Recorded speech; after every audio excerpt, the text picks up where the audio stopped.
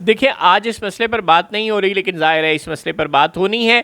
और ये जो हमें अच्छे बच्चे बनाकर बताया जा रहा है कि एफसी का नाम सिर्फ हमने फ्रंटियर कॉन्स्टेबलरी से बदल कर फेडरल फोर्स रख दिया और अल्लाह अल्लाह खैर सल्ला, ये बात यहाँ नहीं रुकनी। ये जो 41 शोबे इस फ्रंटियर कॉन्स्टेबलरी अलमारूफ फेडरल फोर्स के बनाए जा रहे हैं, और इनको तमाम इसकी जुरिस्डिकेशन अब पूरा पाकिस्तान होने जा रहा है। और ये हमें जो बार बार वजाहतें करके बताई जा रही हैं कि ये पुलिसिंग का इदारा नहीं है, इसका काम पुलिस वाला नहीं होगा, इसका काम जो भी होगा, आपको क्या लगता है ये एंटी राइट फोर्स के तौर पे काम नहीं करेगी? आपको क्या लगता है ये ईरान मॉडल, ये इराक मॉडल, ये सद्दाम हुसैन मॉडल नहीं है? ये अवाम की ज़िंदगियों में मज़ीद मदाखलत और मज़ीद सख्ती करने का इदारा नहीं होगा? एक तरफ मरीम ने पंजाब वो जो पैरा बना दी है, लंबी चौड़ी पंजाब एनफोर्समेंट फोर्स, और दूसरी तरफ फ्रंटियर कॉन्स्टेबलरी को की जुरिस्डिकेशन पूरा पाकिस्तान कर दी गई है। और अब वो खैबर पख्तूनख्वा में, बलूचिस्तान में, पंजाब में, सिंध में, जहाँ जहाँ मज़ीद बोलने वाले शरपसंद होंगे उनका गला घूंटने के लिए तैयार होगी। अवाम के गिर्द हल्का मज़ीद तंग किया जा रहा है, शिकंजा मज़ीद सख्त किया जा रहा है, कानून को मज़ीद ताकतवरों की बांदी बनाया जा रहा है, और कमज़ोरों के गिर्द कानून का शिकंजा मज़ीद कसने की कोशिश की जा रही है।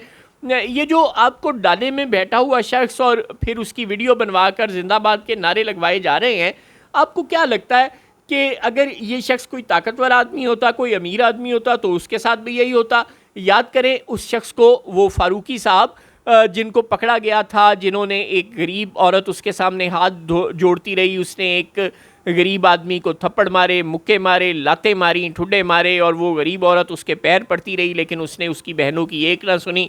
वो चंद दिन जेल में रहने के बाद इवेंचुअली रिहा हो गया ना, राजीनामा दाखिल कर दिया गया कि उस शख्स ने उसे माफ़ कर दिया है, और उसकी बहनों ने भी कह दिया है कि नहीं नहीं, इस शख्स ने तो हमारे साथ कोई बुरा सलूक ही नहीं किया था, अल्लाह अल्लाह खैर सल्ला।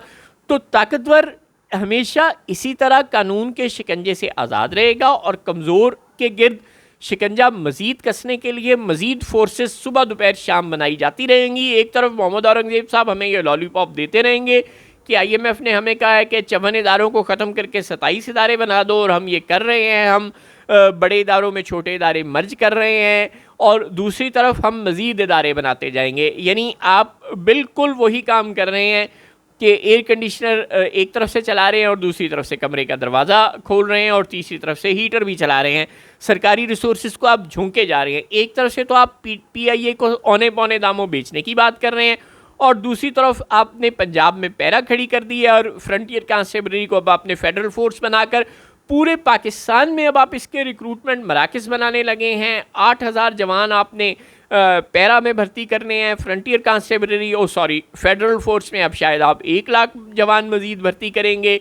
ये ड्रामेबाजी चल रही है, ये सिर्फ पाकिस्तान को एक सिक्योरिटी स्टेट बनाने की कोशिश है। पहले से ही पाकिस्तान सिक्योरिटी स्टेट है बाय द वे, लेकिन वो जो बहरहाल फ़ौज को इजाज़त लेनी पड़ती थी, रेंजर्स को इजाज़त लेनी पड़ती थी, सूबाई हुकूमतों की मंजूरी की, वफाकी हुकूमत की मंजूरी की, अब आहिस्ता आहिस्ता आज एक आर्डीनेंस आया है, कल दूसरा आर्डीनेंस आ जाएगा, और ये सूबाई हुकूमतों और वफाकी हुकूमतों की इजाज़त वाली शर्त भी ख़त्म कर दी जाएगी। और ये साइबर क्राइम्स का मामला हो, ये कोई हरासानी का मामला हो, ये रिश्वत का मामला हो, पहले आपको अच्छे अच्छे मामलों में घुसा कर दिखाई जाएगी फेडरल फोर्स, और उसके बाद हर मामले में घुसा दी जाएगी। नेशनल सिक्योरिटी के नाम पर अवाम के गिर्द मज़ीद शिकंजा तंग से तंग किया जाता रहेगा, और ख़वास को मज़ीद छूट से छूट मिलती चली जाएगी। वो जिस तरह हमें कल ही जाहिद अहमद साहब बता रहे थे किसी पॉडकास्ट में कि गवादर में बहुत अच्छी सोसाइटी बनाई है साहिल समुंदर पर, दुनिया के खूबसूरत तरीन साहिल पर, और उस सोसाइटी में गवादर के मछेरों को प्लाट नहीं दिए, गवादर में पानी की तलाश में सरकर्दा निस सदी से ज़ायद से जो लोग फिर रहे हैं उनको पानी नहीं दिया। उस सोसाइटी में 90% प्लाट जर्नैलों को दे दिए। अगर आप यही सब कुछ करते रहेंगे तो आपको क्या लगता है कि पाकिस्तान के अवाम कभी पाकिस्तान को बांग्लादेश नहीं बनाएंगे, कभी यहाँ कोई तहरीर चौक नहीं बनेगा?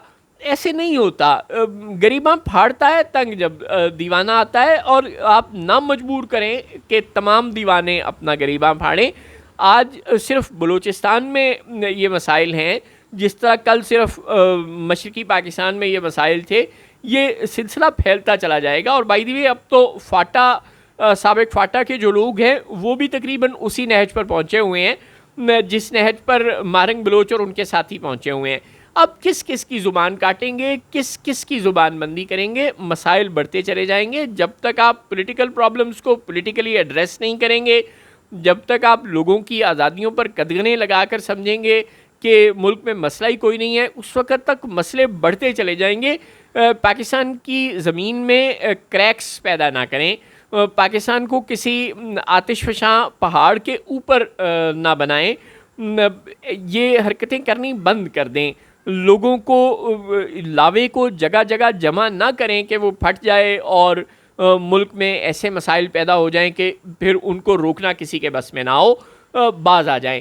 आप जितने अकबर बुगटी मारते चले जाएंगे उतने मसाइल आपके लिए बढ़ते चले जाएंगे, उतने अल्लाह नज़र बलोच पैदा होते चले जाएंगे।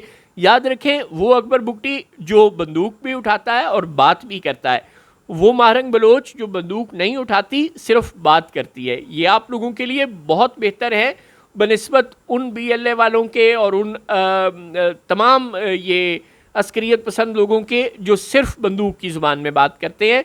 अभी तो पाकिस्तान में बहुत से लोग ऐसे हैं जो बंदूक की ज़ुबान में बात नहीं कर रहे, जो नारे लगाकर अपना हक मांग रहे हैं। मेहरबानी करें, मसाइल को यहीं से समेट लें। ऐसा नहीं करेंगे तो फिर वो जो थानेदार है जिसकी मोहसिन नकवी साहब को तलाश है कि जो बलूचिस्तान के मसाइल को हल कर देगा, वो थानेदार मज़ीद लापता होता चला जाएगा। अभी तो मोहसिन नकवी साहब हैं आपके पास और उन्हें यकीन है कि अगर एक थानेदार किसी तरह मिल जाए तो ये जो 1500 बंदे हैं उनको वो कंट्रोल कर लेगा। लेकिन जैसे जैसे वक्त गुजरता जाएगा, जिस तरह मोहसिन नकवी साहब 1.5 साल से कोशिश कर रहे हैं, उन्हें वो थानेदार अभी मिला नहीं है, तो उस थानेदार की जो गुमशुदगी है वो मज़ीद गहरी से गहरी होती चली जाएगी।